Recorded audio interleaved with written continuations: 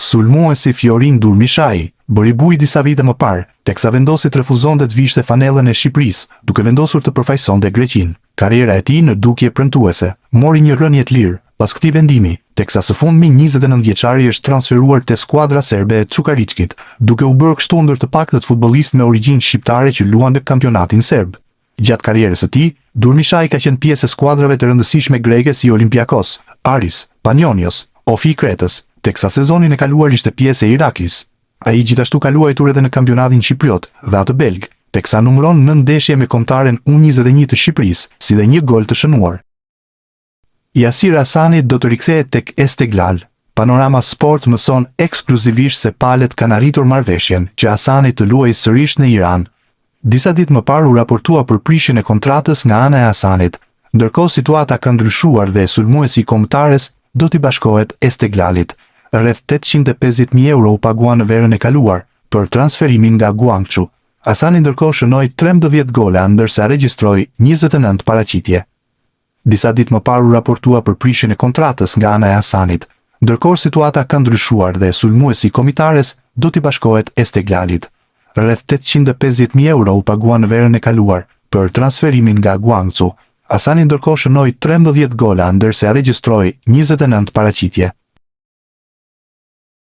Ray Manaj pritet të ketë një rol të rëndësishëm në Sivasspor në sezonin e ri, teksa trajneri i skuadrës turke Ismet Tashdemir ka shprehur pritshmëri të larta për sulmuesin shqiptar.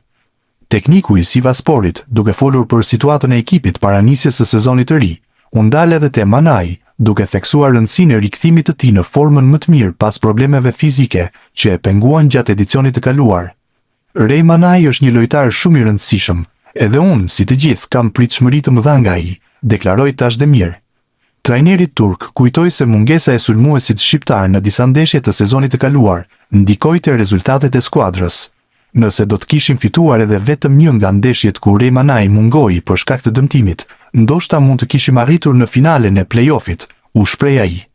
Manaj, i cili është një nga pikat kryesore të sulmit të Sivassporit, shihet si një nga lojtarët mbi të cilët klubi turk mbështet ambicjet e tij për sezonin e ri.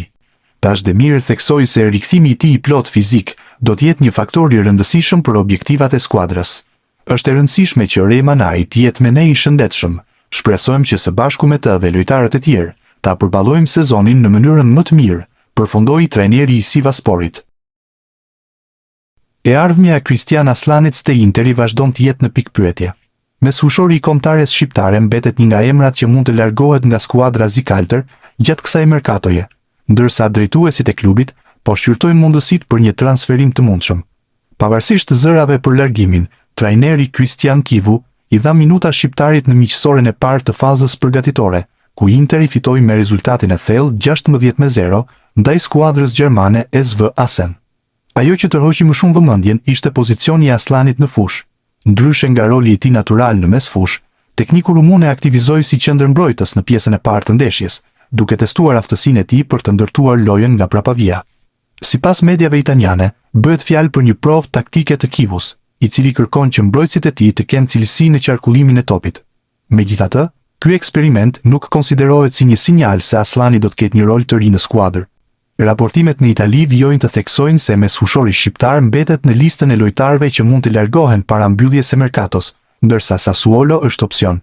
Interi synon të gjejë një zgjidhje përfundimtare për kartonin e tij, ndërsa interesi nga klube të tjera nuk mungon. Për momentin, Aslani vijon të stërvitet me grupin dhe po shfrytëzon fazën përgatitore për të bindur Kivun, ndërsa e ardhmja e tij pritet të qartësohet në javët e ardhshme. Rënditja e re e FIFA-s ka sjellë disa ndryshime në klasifikimin e kombëtareve pas rezultateve të fundit në arenën ndërkombëtare. Shqipëria ka pësuar një rënje të lehtë, duke humbur një pozicion dhe duke u renditur tashmë në vendin e 67 në botë. Kuqezint janë kaluar në klasifikim nga Kepi Gjelbër dhe Ghana, duke zbritur me një shkallë në listën e FIFA-s. Ndryshe paraqitet situata për Kosovën. Dardanët nuk kanë pësuar asnjë ndryshim në renditje dhe vazhdojnë të mbajnë vendin e 78 në klasifikimin botëror. Në krye të renditjes ka ndryshuar lideri. Spanja është ngjitur në vendin e parë pas triumfit në Kupën e Botës 2026, duke kaluar Argjentinën, e cila tashmë renditet e dyta.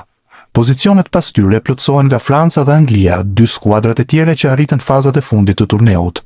Përfaqësuesit shqiptare dhe kosovare do të synojnë përmirësimin e pozicioneve të tyre në vazhdim, përmes rezultateve pozitive në ndeshjet e ardhshme ndërkombëtare, duke nisur nga shtatori në Ligën e Kombeve, ku natyrisht synohet vendi i parë në grupet respektive dhe të tentohet Europiani nëpërmjet këtij kompeticioni. Luis Hasa nuk është pjesë e miqësores që Napoli po luan me Arezon. Ky fakt shton zërat që 22 vjeçari do të prezantohet te Frosinone në vazhdim. Hasa ishte për herë të fundit pjesë e Kararezës në Serin B, aty ku qëndroi i huazuar dhe bëri mjaft mirë. Mesfushori ndërkohë pritet të luajë në Serie A, por te Frosinone që ja doli të rikthehet në elitë. Trajneri Massimiliano Allegri rezulton të mos e ketë në plane. Hasa është pjesë e kombëtares shqiptare që nga qershori. Trajneri Maran madje i dha mundësinë për të debutuar.